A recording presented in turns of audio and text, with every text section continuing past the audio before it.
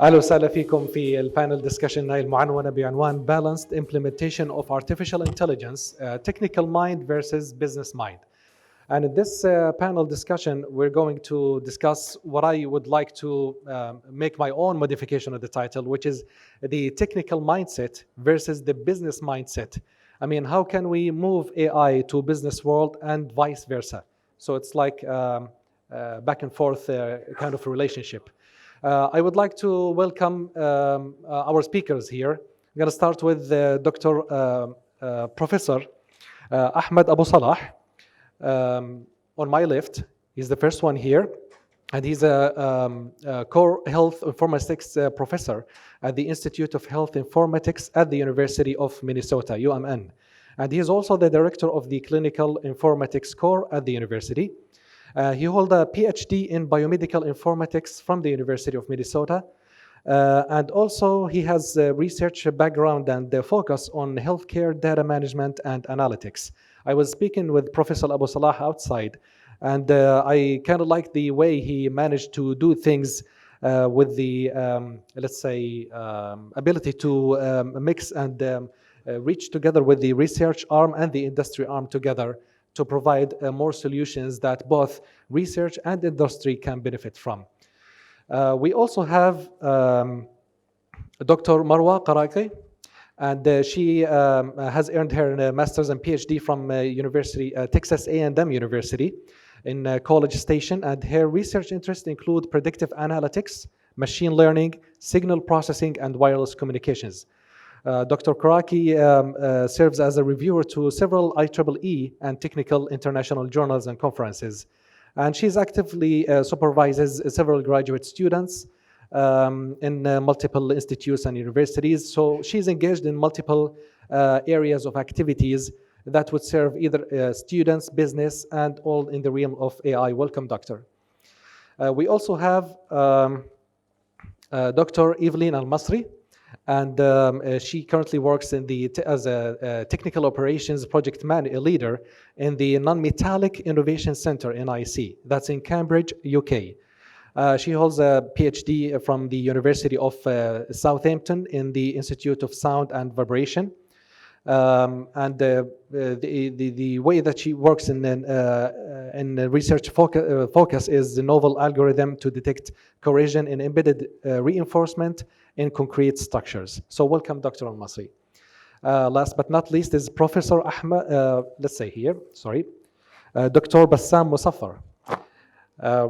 He's a technical area lead TL in aerospace systems research. Dr. Musaffar manages a group of scientists conducting research that has emphasis on airspace automated operations and management system concepts.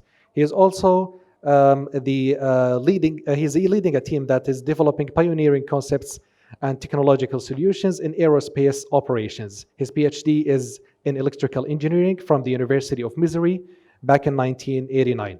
I hope I gave enough biography about each of our speakers here, because their experience for each one of them is really, really rich. And I hope that you would gain as much as you can in terms of knowledge and benefit. So let's start. Okay. I also like to introduce the idea of this panel through, I would say, يعني حالة دائما بفكر فيها. First of all, let me just decide today to continue with English or Arabic. How many of you are English speakers here? Or a few? Okay, I'll make a mix and then so that we can kick in with both languages and everybody can benefit the most. The case is, when we talk about AI, everything that is related to AI, maybe we can think about whether we can implement AI or should we implement AI. So there is the difference between what we want and what we need.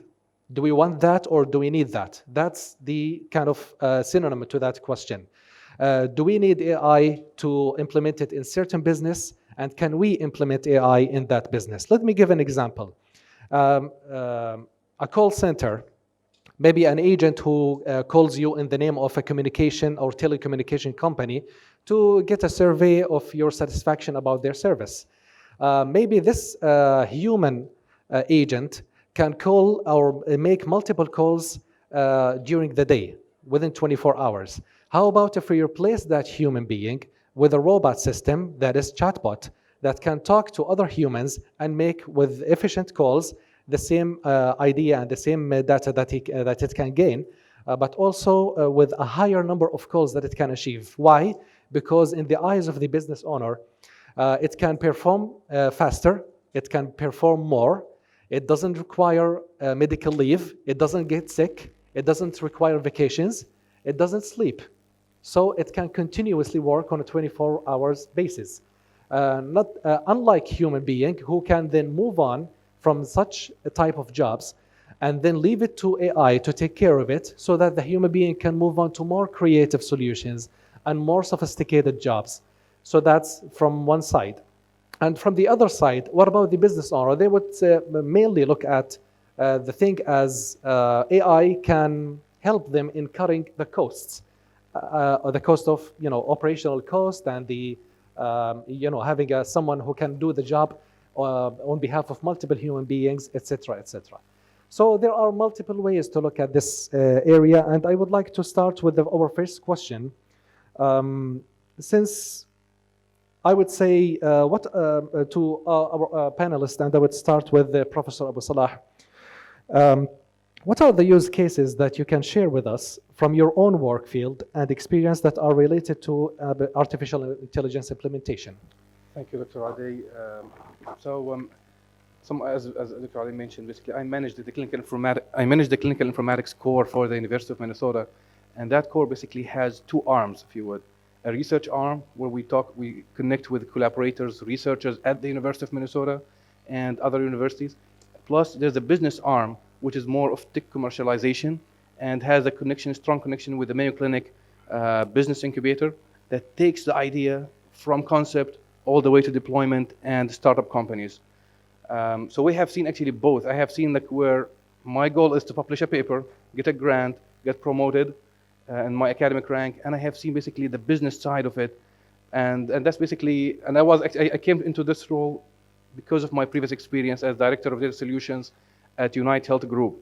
Unite Health Group is in top 10 Fortune 500. It's Optum Data Management. It is the largest healthcare data management company in the US. We use it to process more than 400 million claims a month for, basically, we look for care gaps. So I came to the university from industry background, and plus there's another professor, Constantine Eleferos, who came from NYU to University of Minnesota with academic background. So we came and we started actually looking at healthcare AI, how to build a model that focuses on business and academic, serves both. In terms of AI applications, and maybe I will copy here a little bit of what others shared in the opening remarks today. AI in healthcare, you have three things. You have quality of care enhancement. I'm looking for risk assessments. I'm looking for clinical decision support. It will never be like clinical decision making at this moment, at least. Clinical decision support systems. So that's more of quality of care. I would like to save lives. I would like to enhance the quality of life for certain people, which is my patient population. The other use case is quality of service. I would like to save cost. I would like to reduce cost. I would like to reduce the length of stay. I would like to reduce waiting times in emergency rooms. So that's more of quality of service. I would like to enhance basically the patient satisfaction. So quality of care, quality of service. And the third thing is asset management and utilization. And by asset, I'm not talking about the buildings, I'm talking about data and infrastructure. Data infrastructure in any organization takes significant budget of the organization. So what is the ROI of that? We need to basically utilize some AI tools to help people use their asset more efficiently. Like today, like in the opening remarks, natural language processing tools. So how can I have reports? Till today, these reports, like pathology reports, genomics data and genomics sequencing, all these genomics, they are stored in the electronic medical record as long reports. How can we leverage these reports to enhance people's life? Okay, thank you so much, Professor. Dr. Marwa, and I would like to emphasize on the research interest that you have in signal processing and wireless communication specifically. Where do you see AI implementation in these fields? How can AI help you in achieving your tasks? So the first step to doing anything in AI is you need to look at impact. So we need to look at first, come closer. Okay, so we need to look at research that really has impact in the field. Whenever we discuss like signal processing, there's much done in signal processing, but how can we use AI to have great impact in the field? One project that I currently work on is on epilepsy prediction. So Dr. Wael today in his keynote speech, he discussed how we can, predict seizures before they actually happen. This is something technology still has not been able to do. So currently the state of the art is either medication or through surgery, but there are still a subset of people who don't qualify for either. And so they're left having a very limited quality of life because they have unprovoked and random seizures that really debilitate what they can do in life. So in my research group, we have, I'm a signals processing background. We implement AI in EEG so we can predict before a seizure happens. So once we're able to predict a seizure, we're able to take, predictive, preventative action, either through vagus nerve stimulation to prevent the seizure, or at least as a warning system so that the patient can have enough time to get into a safe place, because research shows that a lot of the injuries sustained by epileptic patients is because of the randomness. They have self-inflicted injuries due to their seizures. Another area that I work in is that has demand, that there's in cybersecurity.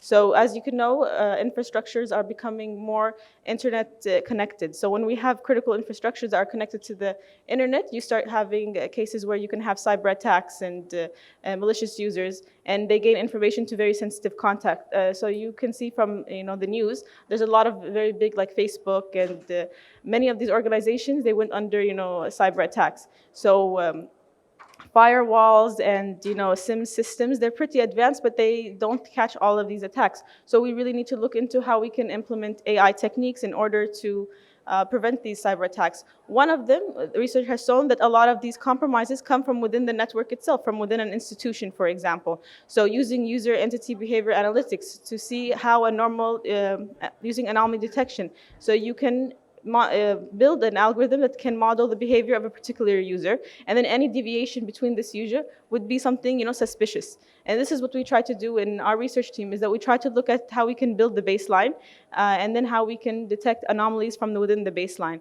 But this is very difficult because we know that baselines are very hard to model, because the amount of data that we have is very large to analyze. Two, users' behavior on a day-to-day task, they differ. So how can you say what's normal on one day won't be normal on the other day? So how can you really understand what's a compromised user, what's normal behavior or not? So this is some of the research that we use. And then for wireless communication, this is actually a new field. So for 5G and 6G, normal methodologies are not going to be enough. Modulation techniques, this is where a lot of AI research is starting to go into for 5G and beyond. Thank you, Doctor. And I'm pretty sure that it has many other interesting areas in addition to what Dr. Marwa mentioned. And I would like now to move the discussion to Dr. Evelyne, since we talked also a little bit through the email by getting some questions from you regarding this area. I would like to add also something very, very interesting that you shared with me is the implementation or the question about the ability of emotional cognitive decision that can be implemented in robots via AI for better customer interface. Can you tell us more about that? And in addition to the question that we first proposed, please. But before a little bit, اخواننا على الباب الو يا ريت لو بس نخليه شوي مسكر، انا يا دوب سامع حالي، فعشان الجمهور كمان يكونوا اذا تكرمتوا. Please. Yes, thank you. So basically, I don't come specifically from a background into customer service and so on, but because you, doctor, has mentioned really a very interesting topic, is that we always, when we rang into some services over the phone, the first, like through banks or any service, the first thing that we heard is a robot in there. The first question, if I'm really like frustrated and I want like a direct service or direct person or a solution into my problem when it comes to banking, when it comes to, I don't know, checking my mobile credit in there or anything, I get frustrated because it just gets me from one line to another and just to get me redirected to the precise, basically, department that can solve my problem. So the question here that I sent it over is that would AI can be implement emotional intelligence or can be adapted really quickly to my voice, basically when it comes. So I'm just talking here about the customer service. Can they adapt it quickly to my voice, to the customer voice? Can find me directly a solution? And they can be like trustworthy, because like when we go into much more legal or intellectual property or any personal detail, can I share this? Can I trust to share this with a machine or not? So the question is here basically is, for example, if I differentiate between a person that can answer the phone for me as a customer or a machine, the person can quickly adapt to my voice. If I'm really frustrated, if I'm in a hurry, if I'm really happy or joyful, they can crack a joke just to make me feel much more comfortable. They can really get me directly to the other person that can relate into much more specific solution. However, the machine, they need to check, who am I? What is my solution? And ask me much more specific questions. So they start from general question, what's my name? What are the data that I'm looking for? The second is, what's my solution? And more specific, what's the area I'm looking for? And to get me into the correct department. That will take usually, adding to that the waiting time, at least 10 to 15 minutes. So the question is, am I worthy to wait that 15 minutes and waste my time into just a simple question? Basically, again, so I don't know if you're aware of Professor Alan Turing, who's the father of AI. He graduated from University of Cambridge. He's the one who basically cracked the Enigma code back into World War II. He said a computer is not can be said as intelligent unless he can basically get you into a mindset that it's a human. So that's really, really very dangerous, because if a computer can deceive me that it's a human, that's a huge problem. But again, it's a solution at the same time. Because if that computer or that machine can deceive me that's a human, am I gonna be able to feel safer? Am I be able to feel, yeah, that's trustworthy? But at the same of the time, it's dangerous because we're crossing the line legally maybe, or even like when it comes to trust into, yeah, is it a machine or is it a human being? Thank you. Thank you, Doctor. Now, let's fly with Dr. Bassam in aerospace systems and operations. It's one of my favorite fields, and I can't wait to hear updates from you, please.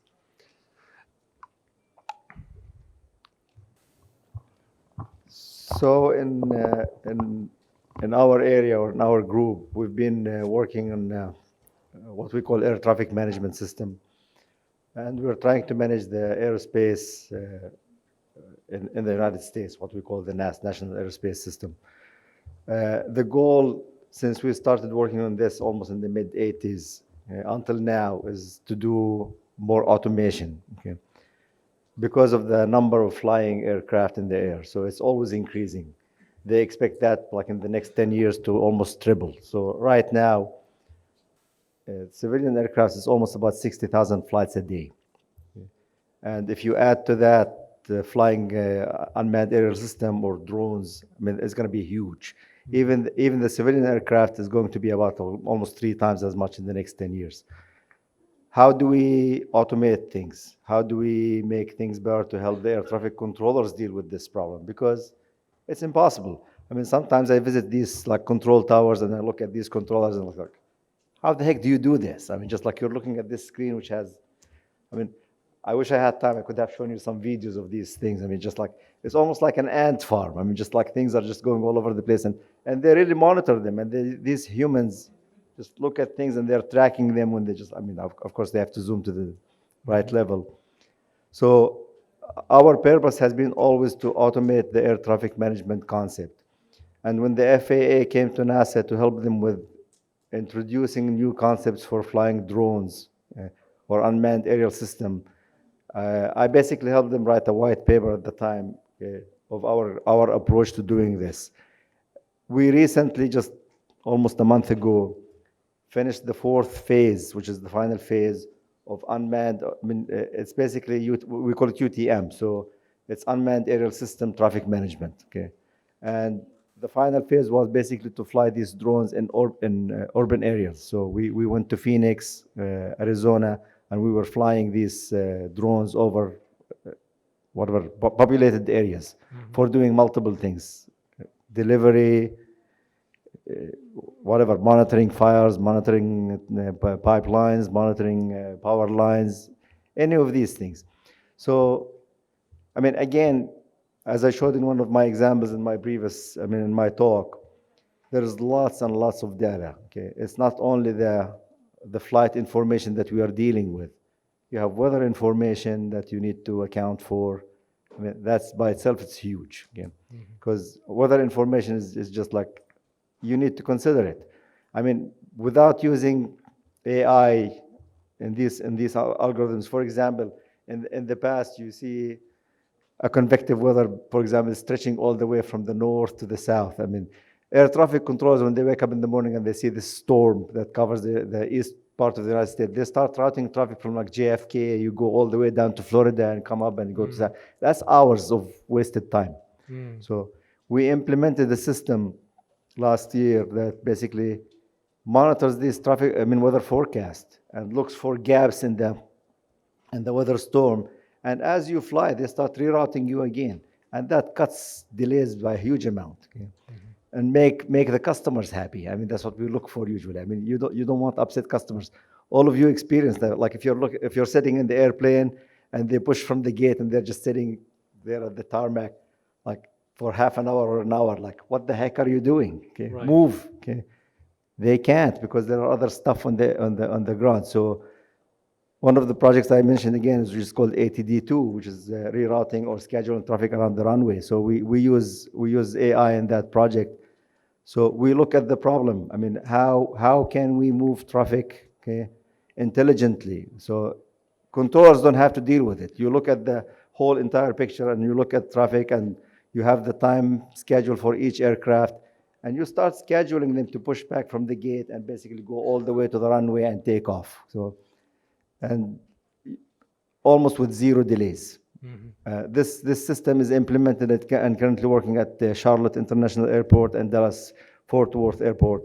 And we plan to, when we give it to the FAA, they will expand to everything. So there are many areas in air traffic management. And again, like I said earlier, with flying drones, I mean, Right. it's a big area. And we're going to just like continue working on this problem just to Right. make sure things are safe and.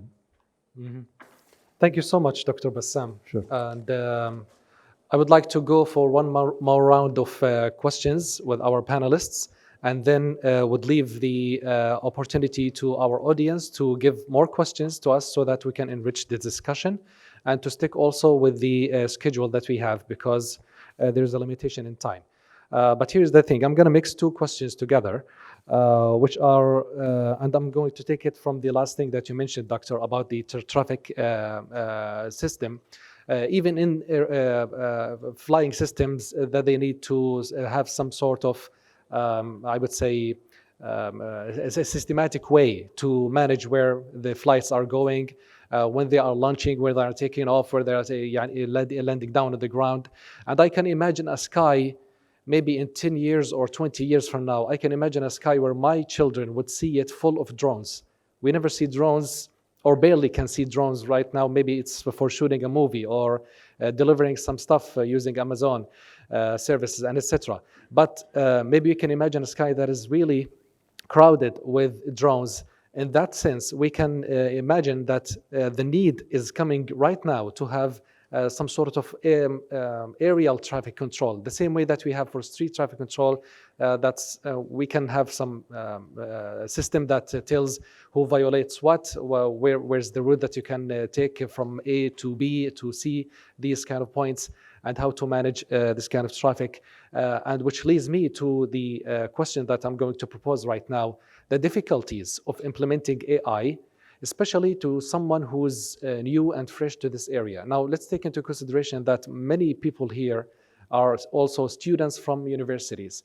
What advice would we give to them if they are thinking about implementing artificial intelligence in their field? And how can that affect the return of investment? Say, for example, if I'm a businessman and would like to implement AI services in my restaurant, how much would that really cost me, and would that really give me a big benefit and return investment on the not on the long run but on the short run as well, because I want to see the benefits coming out of it. From your experience, what can we tell newcomers to AI field in this matter? Let's start with Professor AbuSalah.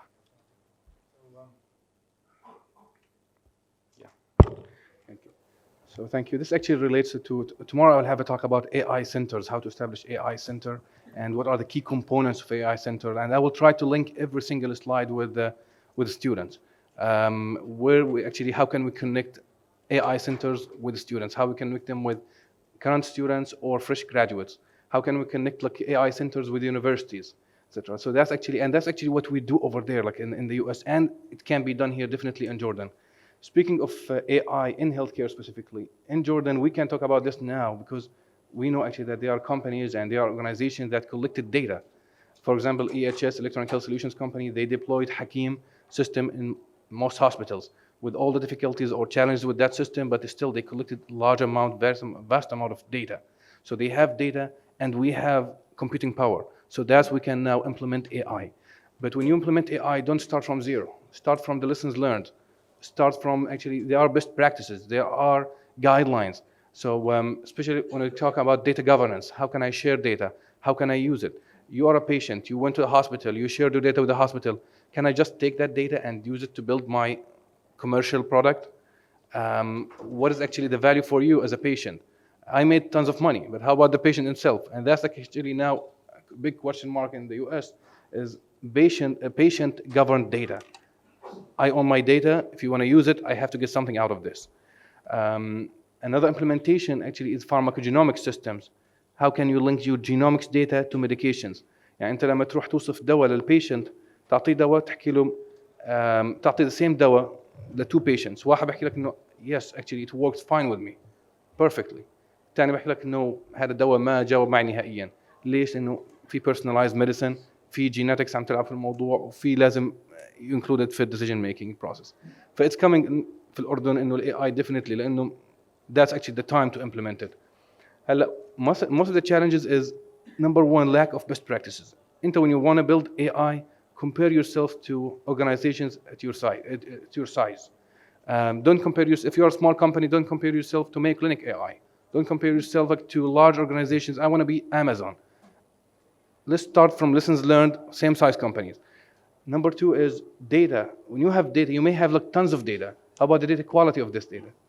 Data quality algorithm. Start from data quality. If your data is poor quality, then you better invest making it high quality before you start making decision support tools, especially in healthcare domain. Healthcare is like actually big thing. Like actually if you start making actually AI algorithms that are 50% accurate, 60% accurate, are going to implement this in research in hospital. You're talking about 30% or 40% inaccuracy. That's actually who's going to implement this?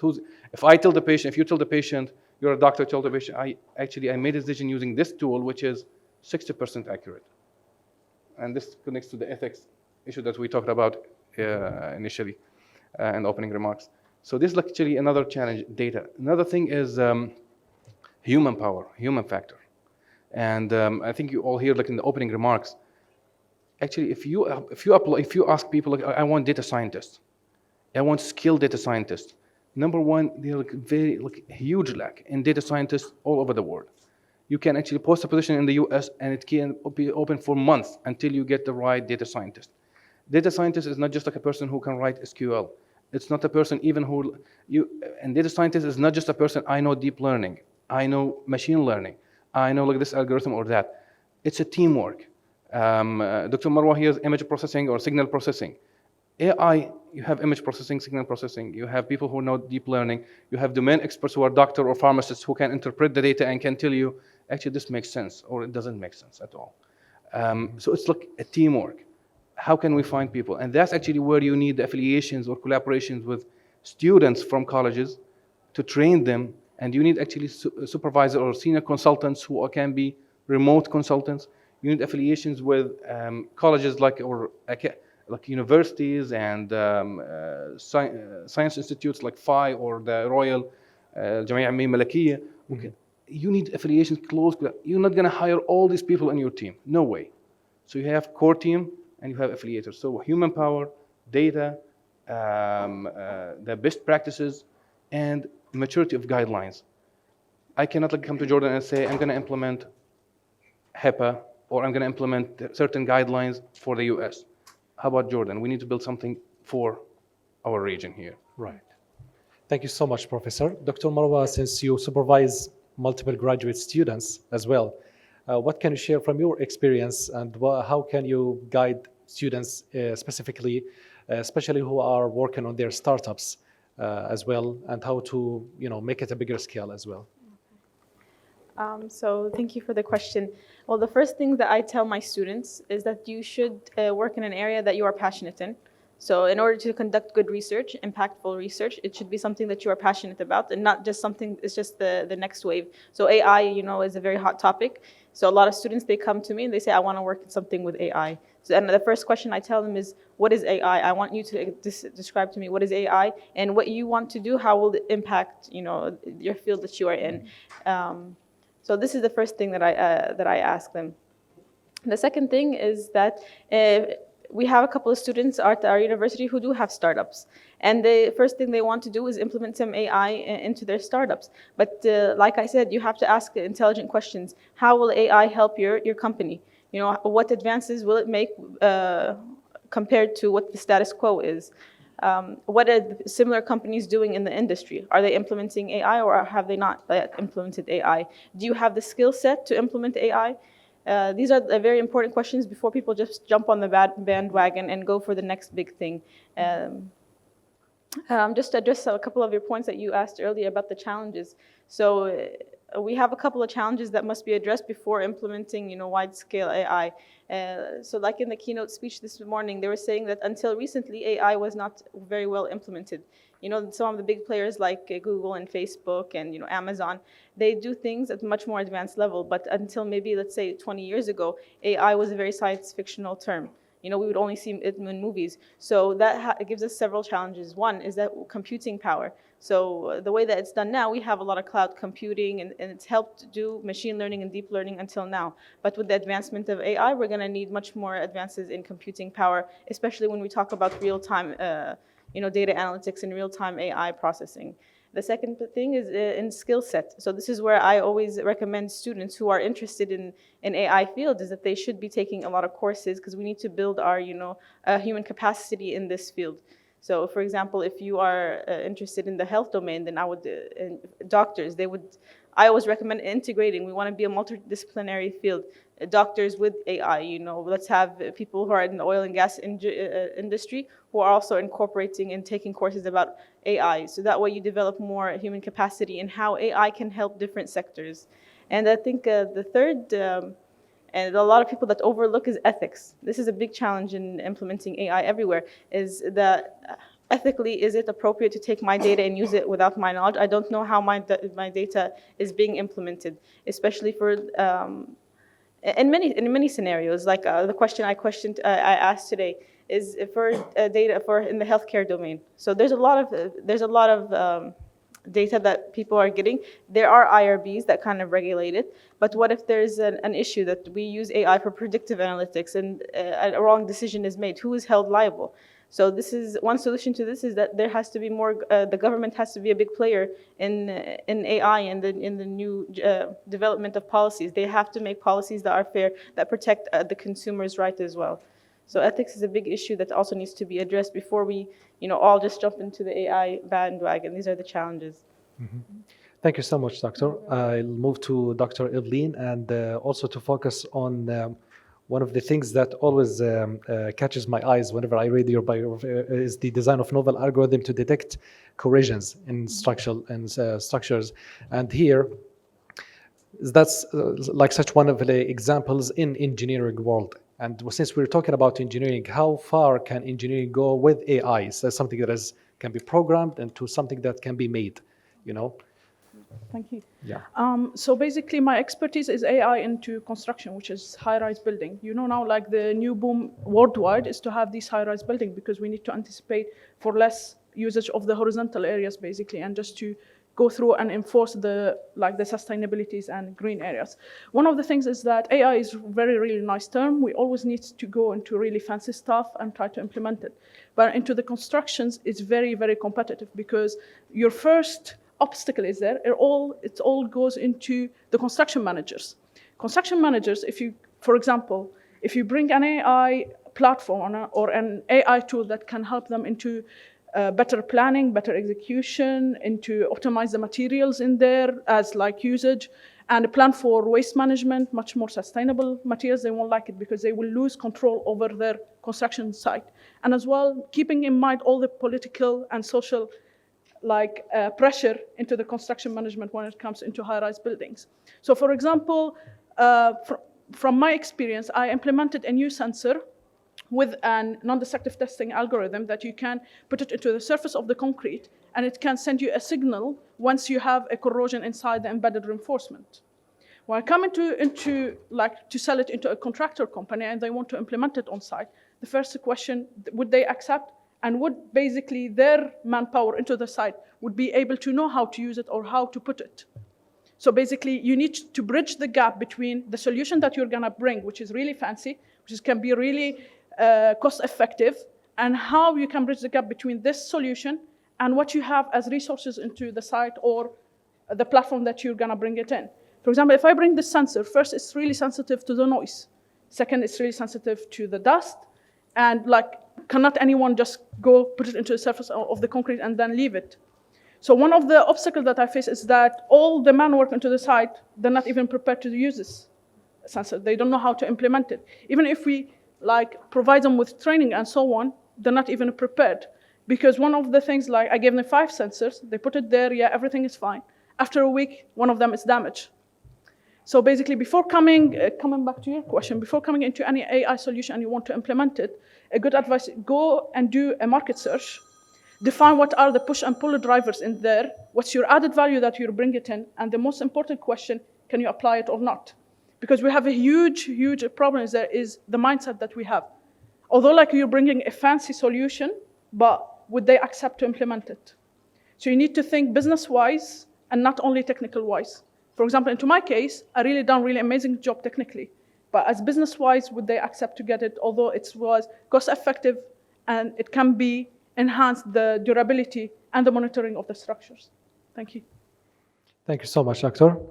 I'll move again to Dr. Bassam, and I would like to mention maybe some of the difficulties that I can, when I focus my thinking on the drones, for example, human factor, as you mentioned, of course, and also maybe the governmental admissions and permissions to use such tools, because now maybe Jordan is not the only government that has concerns about using drones for multiple services like delivery, like even detection, or maybe taking photos or movie shooting, filming, etc.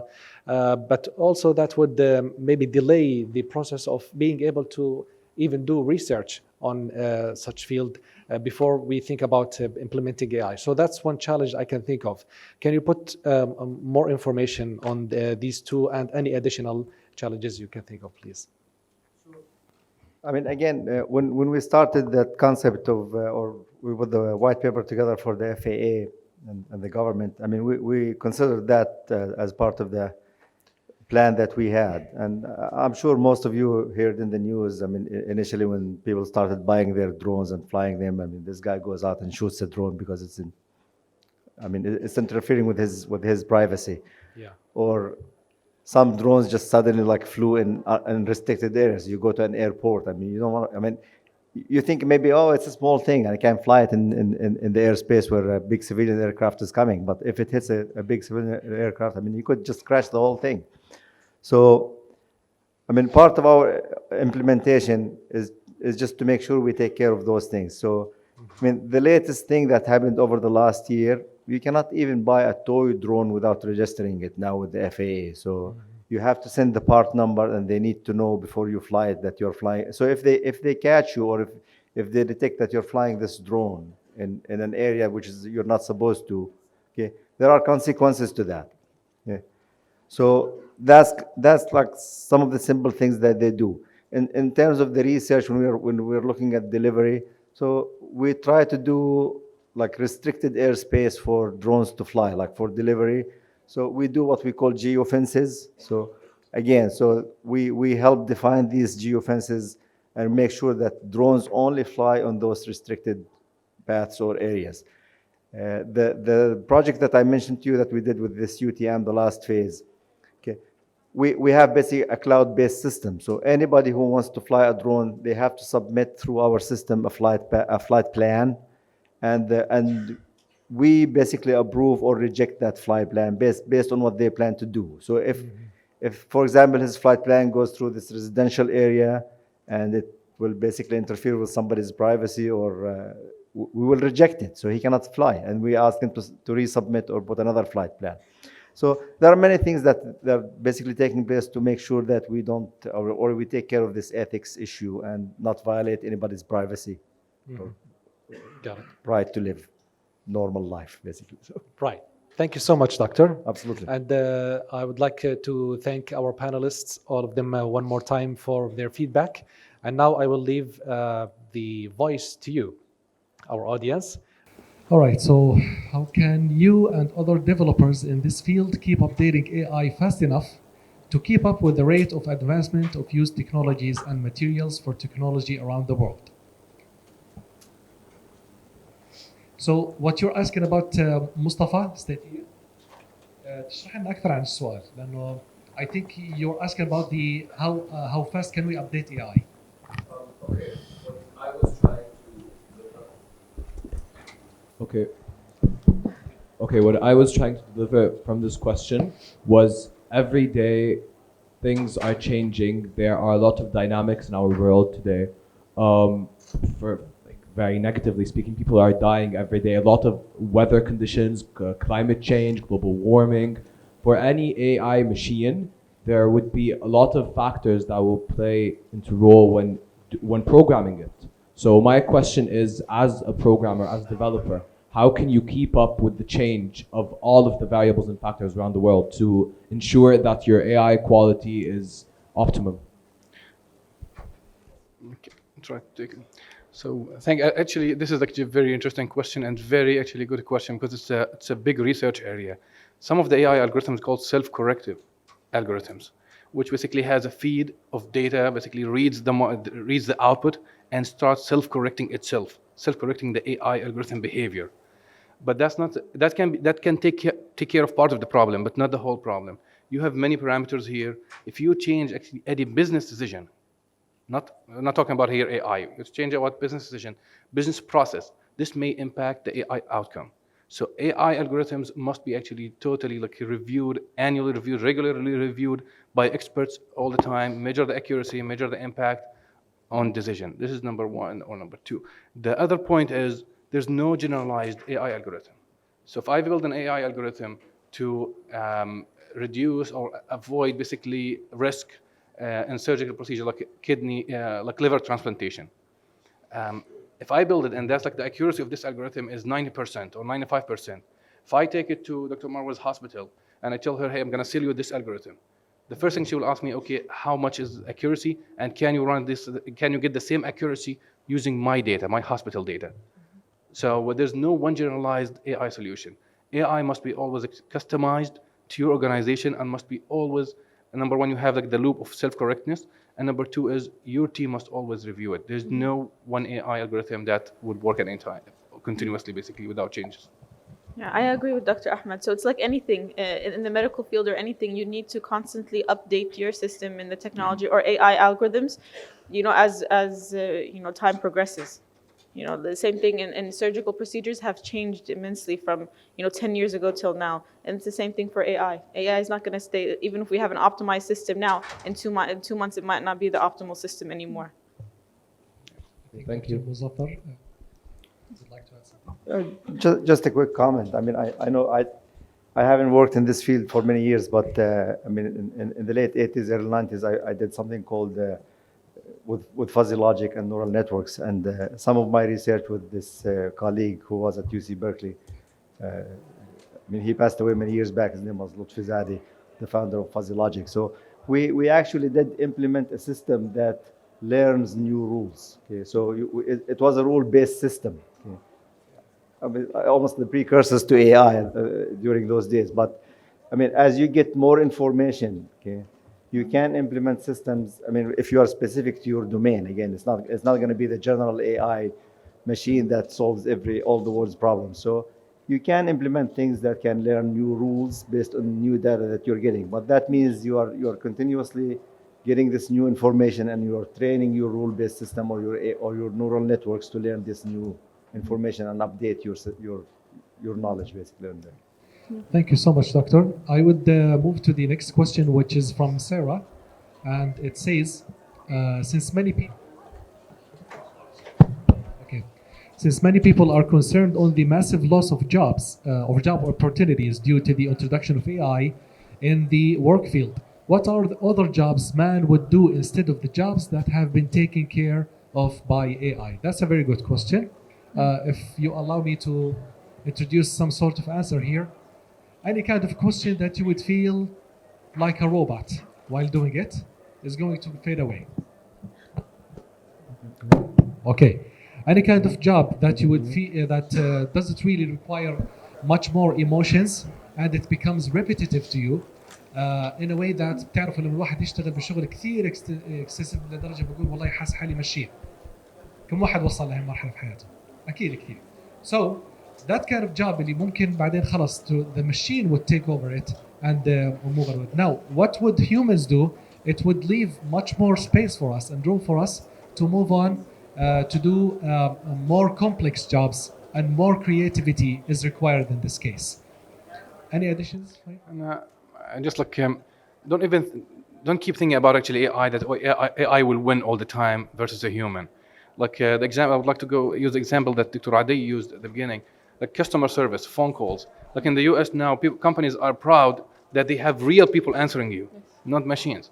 So and most of us actually, when we get the machine, we try to click 0 or customer service, just get me someone to talk with. So it's not always like AI versus a human who's going to win. It's actually whether actually this repeated process adds value to the customer or not. If you add value to the repeated process, then you're going to maintain your job. If this is a repeated process that's boring, definitely not much parameters are involved in this process, then I think that's something that can be replaced and probably can be done better by AI. Again, one last time, I would like to thank our panelists here. A round of applause. Thank you.